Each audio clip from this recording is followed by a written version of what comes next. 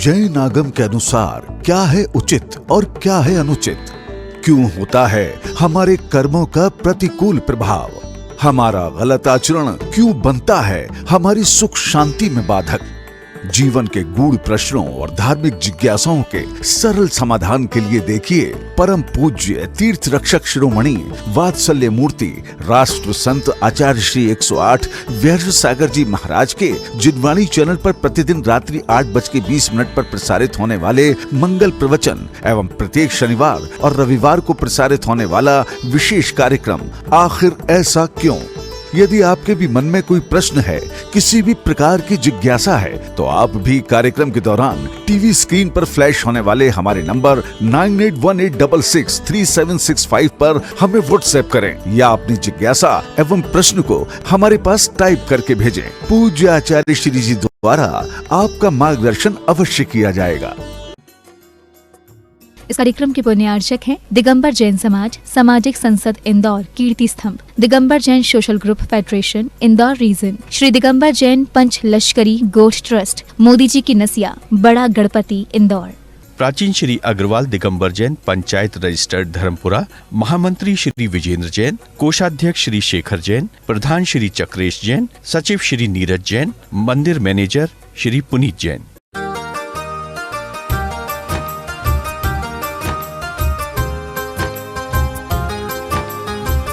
तो मैंने तुरंत देखा कि मटके का पानी नाली के पानी से मिल गया है, तो पानी से पानी का मिलन, तो आज तो मिलन होना है। आपने कहा था पानी बिखर जाएगा, बिखर गया यानी आगे बढ़ा ही नहीं, और बिखर गया नाली से मिला ही नहीं, तो वो आपकी बात सत हो जाती। तो मैंने यहाँ पर आपके ज्ञान में भी अपना ज्ञान लगा दिया, इसलिए बात सत हो गई। यही बात आप सबको भी ध्यान रखना है। जब भी कोई भी ज्ञान, एक शब्द आपने सुना होगा,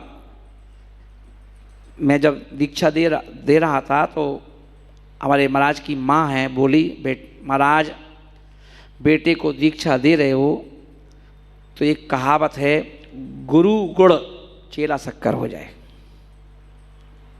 आपसे भी 10 कदम आगे निकल जाए चेला। तो मैंने कहा तो हर गुरु चाहता है कि चेला गुरु से 10 कदम आगे चले, क्या दिक्कत है? इतनी योग्यता उसके अंदर आ जाए कि उसकी योग्यता को हम भी प्रणाम करें। तो ये वही है। तो इसलिए कहा गया, सुनो, मैं कुछ कह रहा हूं, शास्त्र की बात सुनो, पंडित जी कोई बात ज्ञान की कह रहे हैं, सुनो, आचार्य विद्यासागर जी महाराज ज्ञान की बात कह रहे हैं, सुनो, मगर वस्तु स्थिति को देख करके वहां अपना विवेक भी लगाना जरूरी है। यदि आपने ज्ञान में अपना विवेक नहीं लगाया, आपने अपनी बुद्धि नहीं लगाई, तो आप क्या हो जाएंगे? परेशान हो जाओगे और आपकी बात झूठी हो जाएगी। तो यही कहा गया कि अपनी बुद्धि जरूर लगाना। बहुत सारे उदाहरण हैं इस चीज के कि अपना विवेक लगाना है, क्योंकि विवेक ही धर्म है हमारा, विवेक ही धर्म है। विवेक, अभी अपन क्या करते हैं, जैन समाज को बिखरने का कारण क्या है? जैन समाज जो आज अपन देखें कि भटक रही है, पंथों में, ग्रंथों में, संतों में, क्यों भटक रही है? उसके पीछे कारण क्या है?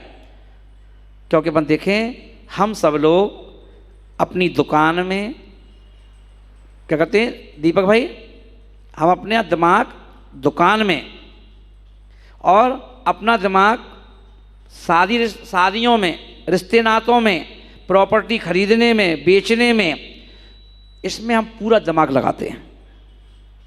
क्या करते हैं इसमें? पूरा दिमाग।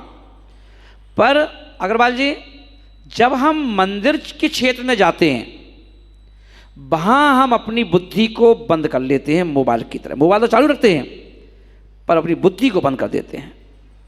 और हमने क्या किया, धर्म की सारी जिम्मेदारी या तो इन विद्वानों पर सौंप रखी है या इन साधुओं पर सौंप रखी है कि विद्वान क्या कह रहा है वो बिल्कुल सत्य है, जो साधु कह रहा है वो सत्य है, उनकी बात में विश्वास है, हमें क्या दिमाग लगाना है यार, चलो जाओ। बस यहीं आप फेल हो गए। मानना तो है, साधु की बात को नकारना थोड़ी ना है, पर अपनी बुद्धि भी तो लगाओ। आप देखिए, जो आपकी फील्ड है, आप अपनी फील्ड, जो भी फील्ड है कमाई की, रिश्तों की, उस फील्ड में कभी किसी साधु को शामिल करते हो? नहीं करते। किसी भी साधु को नहीं करते। ध्यान रखना, कोई रिश्ता करना है, लड़की का रिश्ता तय करना है, और यदि मैं कह दूं कि कर लो, तो मान जाओगे क्या? अरे भैया, महाराज को थोड़ा ना शादी करना है, शादी तो अपन को करना है, देख लो पहले, महाराज ने बताया था जी, अच्छी बात है, पर देख लो लड़की कैसी है, लड़का कैसा है। नहीं मानोगे, देखोगे, चेक करोगे, तब स्वीकार करोगे। तो जब मतलब मेरी बात को मान करके जब तुम एक रिश्ता नहीं कर सकते, तो तुम मेरी बात मान करके सारी जिंदगी का सौदा कैसे कर रहे हो? उसे अपना दिमाग लगाओ, विवेक लगाओ, क्योंकि जैन दर्शन का नाम है विवेक। बिना विवेक के आप एक भी कदम चलते हो तो गड़बड़ हो जाएगी।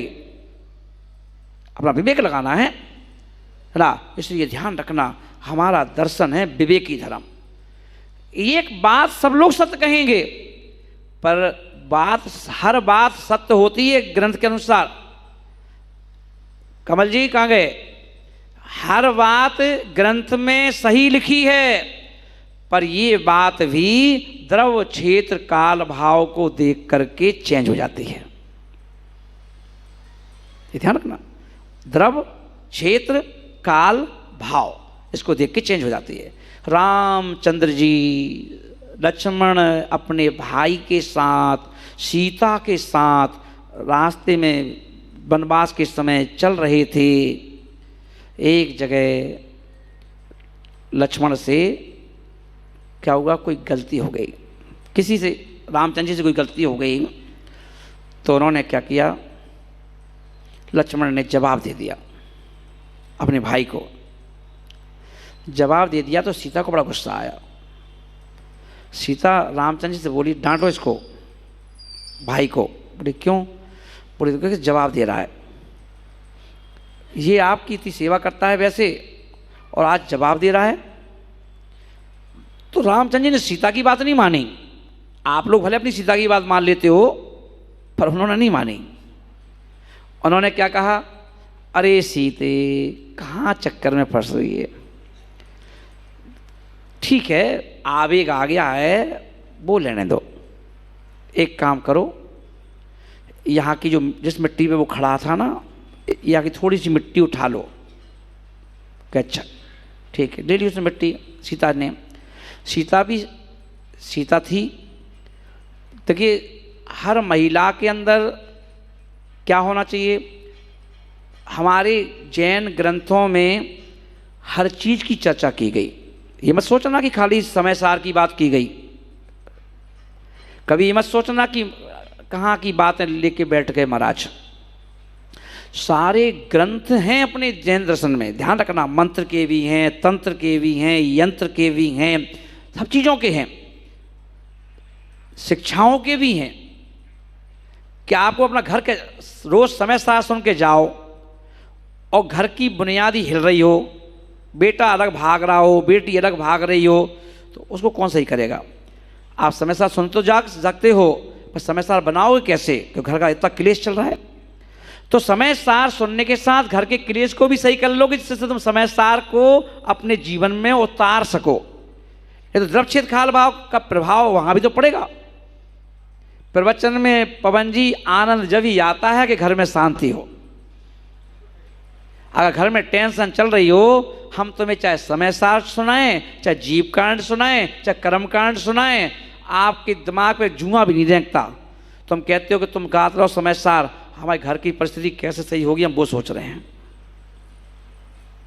तो क्या कहा, जिनदत्त चरित्र पढ़ना, कभी आप लोग जरूर पढ़ना। कौन सा चरित्र? जिनदत्त चरित्र जरूर पढ़ना। उसमें क्या कहा गया, माँ को शिक्षा दी गई कि हे माँ, अपनी जवान बेटी को तुम्हें कौन सी तालीम देना है, और लोग देते भी हैं। कहा गया बेटी से, बेटी अब तू पराए घर में जा रही है, तुझे बहुत परिवर्तन करना है। घर में तू सामान पटक दे दी थी गुस्से में, ये वहाँ नहीं चलेगा। तू यहाँ पर बात बात में जिद में अड़ जाती थी, खाना नहीं खाती थी, भनकती थी, वो ये वहाँ नहीं चलेगा। यहाँ तू जिद पर अड़ जाती थी कि हमें तुझे चाहिए, वहाँ ना पति सुनेगा तेरी, ना कोई ससुर सुनेगा, ना सास सुनेगी, और 4 बातें और सुनाएगी तेरे को भी और हमको भी। वहाँ जिद मत करना। ऐसी ऐसी तालीम दी गई। पढ़ना कभी जिंदत चरित्र, नाम लिख लेना। एक एक चीज़ मैं बताता जाऊँगा, अभी तो चतुर्मास शुरू हुआ है, पर मैं समावेश करके दूंगा, अध्यात्म भी, सिद्धांत भी, और सब चीज़ देखूंगा, और ग्रंथों के नाम बता के दूंगा। तो जिंदत चरित्र में क्या कहा गया? कहा गया देखो बेटा, पति एक ऐसा है कि वो तुम्हारा है, सास तुम्हारी नहीं है, ससुर तुम्हारा नहीं है, देवर तुम्हारा नहीं है, जेठानी तुम्हारी नहीं है, पर व्यवहार न ऐसे सब तुम्हारे हैं, उनका भी ध्यान रखना पड़ेगा। क्या कहा गया? देखो बेटा, कभी भी किसी के साथ सोफा सेट पे एक साथ मत बैठना, ये शिक्षा दी गई। लड़की से कहा गया कभी मत बैठना, हो सकता है पति को कोई दिमाग में कोई शक आ जाए, माँ को कोई शक आ जाए, देवर देवरानी को कोई शक आ जाए, तो किसी भी जेंट्स के साथ क्या करना, कभी सोफा सेट में मत बैठना। वो और वहाँ बैठे तो यहाँ बैठ, है ना। कभी किसी के साथ मत जाना, किसी के साथ हंसी मजाक मत करना। कोई जेंट्स से घर में देवर है, अब देवर से अगर तुम रोज़ हंसी मजाक करोगी, रोज़ हंसी मजाक करोगी, तो पति के दिमाग में शक आ जाएगा कि क्या बात, कोई देवर से लफड़ा तो नहीं है इसका, है ना। क्या प्यारी प्यारी तालीम दी गई। पति से जिद करना, पर कब करना? जब वो खुश हो, और वो भी 1-2 बार करना बस। और तुम्हें लगे कि वो कुछ नहीं मानने वाला है तो उस बात को गौण कर देना। ऐसे कम से कम 15-20 पॉइंट दिए गए विनय कुमार जी जिंदत चरित्र में, कि हर माँ को अपनी बेटी को ये शिक्षा देना चाहिए। जिससे तुम्हारी बेटी दूसरे घर में जाए, उसको इतना प्रिपेयर करके भेजो पहले से कि उसको वहाँ पर परेशानी ना आए। समझा के, बड़े समझा उसको भेजो। अगर घर में शांति होगी, अगर तुम्हारी बेटी सुखी रहेगी, तो तुम्हारा यहाँ मन लगेगा सामायिक करने में, ध्यान करने में। और तुम्हारी बेटी परेशान है तो तुम यहाँ सामायिक नहीं कर पाओगे, तुम यहाँ पर त्याग तपस्या नहीं कर पाओगे, उपास नहीं कर पाओगे, करोगे तो क्लेशता में करोगे, संक्लिष्टता में। इसलिए हर जगह वो भी चाहिए। तो इसलिए कहा गया द्रव, क्षेत्र, काल, भाव, इसका ध्यान रखना है। क्या हुआ?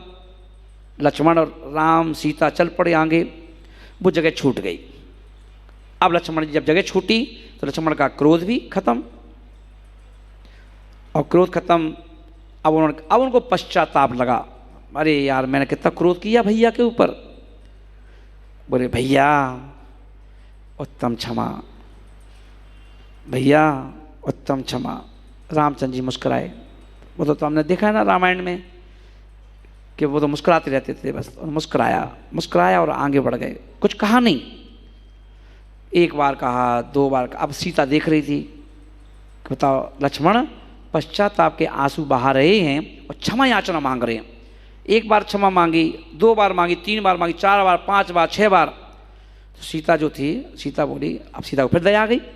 सीता बोली कैसे निष्ठुर हो, क्या तुम्हें दया नहीं आ रही? वो छोटा भाई बार बार क्षमा मांग रहा है, आंसू बहा रहा है, और आप क्षमा नहीं कर रहे। रामचंद्र जी बोले भगवान, इशारा किया, जो मिट्टी थी ना, मिट्टी कहाँ है? वो पल्लू में बांध कर रखी, वो मिट्टी इसके पैरों में डाल दो। वो मिट्टी उन्होंने क्या किया? पैरों में डाल दी। लक्ष्मण जहाँ बैठा था, और वो मिट्टी का फिर अपना असर दिखाया।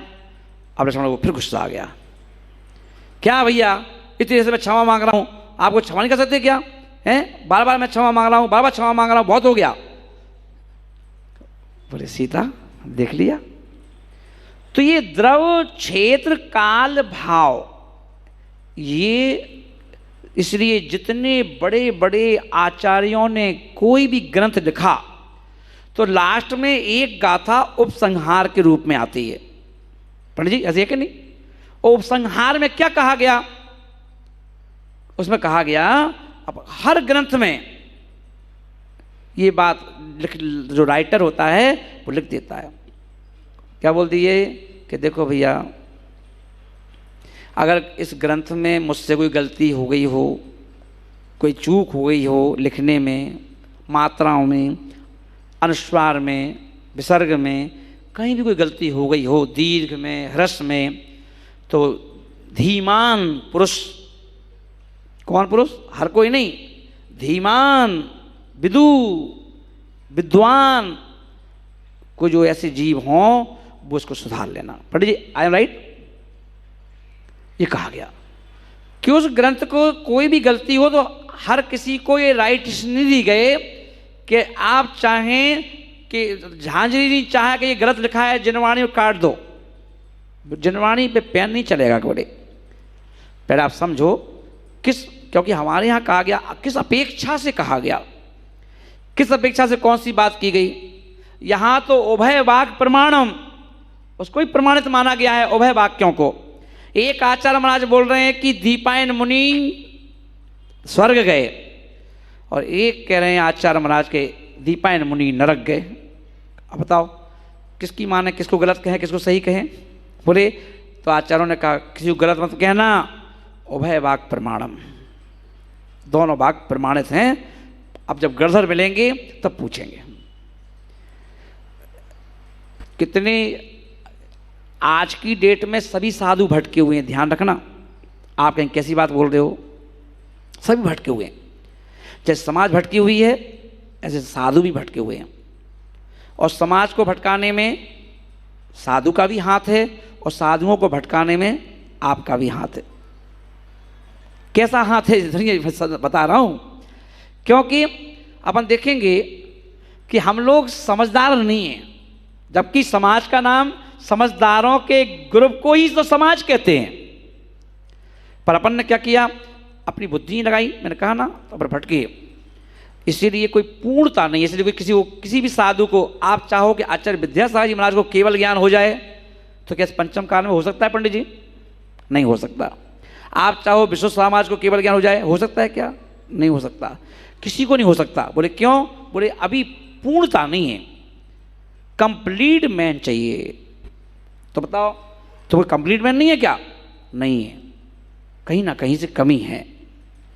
तो इसलिए कमी है। अब वो कमी है तो देखो, उनके अंदर भी कमी तो आपके अंदर भी कमी है, आपके अंदर कमी तो उनके अंदर कमी है, तो दोनों कमी वाले व्यक्ति मिलेंगे तो कहीं ना कहीं क्या होगा, कहीं ना कहीं विस्फोट तो होगा, कहीं ना कहीं कोई ना कोई निर्णय तो गलत होगा।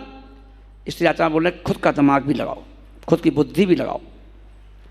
तो अपन देखें आज अगर ज्ञान है, परफेक्टनेस ज्ञान है, तो मुझे बताओ इतने विवाद क्यों हैं? ये बताओ फिर इतने विवाद क्यों हैं? फिर ये बताओ अपन ऐसा क्यों कहते हो कि उस मंदिर का बड़ा चमत्कार है, इस मंदिर का बड़ा चमत्कार है, इस मंदिर का बड़ा चमत्कार है। फिर सारे मंदिर एक क्यों नहीं हैं? जब 24 तीर्थंकर भगवान हैं, फिर 24 तीर्थंकर भगवानों को मानने वाले भगवान तो एक से ही, फिर मानने वालों में इतना भेद प्रभेद क्यों है? फिर ये पंथवाद क्यों है? फिर ये संतवाद क्यों है? फिर ये ग्रंथवाद क्यों है? फिर ये सोनगढ़ क्यों है? फिर ये निश्चय ने व्यवहार ने क्यों है? तो कहीं ना कहीं तो भटकी है ना। और नहीं तो जब बताओ, दुकान हमारी अलग अलग हो सकती है, घर हमारा अलग अलग हो सकता है, चूल्हा हमारा अलग अलग हो सकता है, सब्जी हमारी पसंद अलग अलग हो सकती है, पर धर्म कभी अलग अलग नहीं होता। धर्म तो एक था, एक है, एक रहेगा। धर्म एक था, एक है, एक रहेगा। और धर्म का मतलब क्या है? धर्म का मतलब कोई 20पंथी मंदिर नहीं, 13पंथी मंदिर नहीं, निश्चय नहीं, व्यवहार नहीं। धर्म है स्वभाव। किसे कहते हैं धर्म? पंडित जी धर्म कैसे कहते हैं? बत्थु स्वभावो धम्मो। क्या बोल दिए?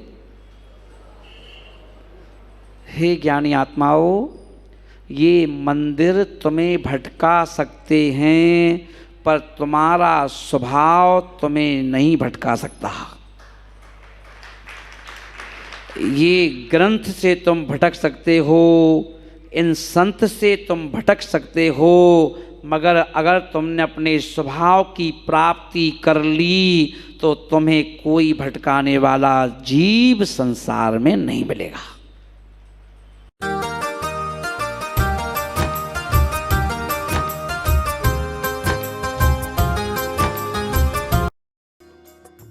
इस कार्यक्रम के पुण्यार्चक थे दिगंबर जैन समाज, सामाजिक संसद Indore, Kirti Stambh, Digambar Jain social group federation, Indore region, Shri Digambar Jain Panch Lashkari Goshth trust, Modi ji की नसिया, बड़ा गणपति, इंदौर। प्राचीन श्री अग्रवाल दिगंबर जैन पंचायत रजिस्टर्ड धर्मपुरा, महामंत्री श्री विजेंद्र जैन, कोषाध्यक्ष श्री शेखर जैन, प्रधान श्री चक्रेश जैन, सचिव श्री नीरज जैन, मंदिर मैनेजर श्री पुनीत जैन। जैन आगम के अनुसार क्या है उचित और क्या है अनुचित? क्यों होता है हमारे कर्मों का प्रतिकूल प्रभाव? हमारा गलत आचरण क्यों बनता है हमारी सुख शांति में बाधक?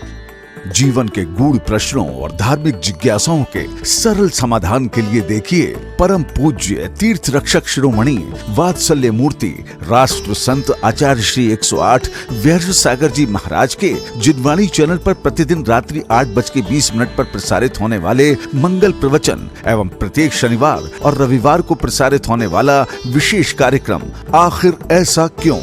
यदि आपके भी मन में कोई प्रश्न है, किसी भी प्रकार की जिज्ञासा है, तो आप भी कार्यक्रम के दौरान टीवी स्क्रीन पर फ्लैश होने वाले हमारे नंबर 9818663765 पर हमें व्हाट्सएप करें या अपनी जिज्ञासा एवं प्रश्न को हमारे पास टाइप करके भेजें। पूज्य आचार्य श्री जी द्वारा आपका मार्गदर्शन अवश्य किया जाएगा।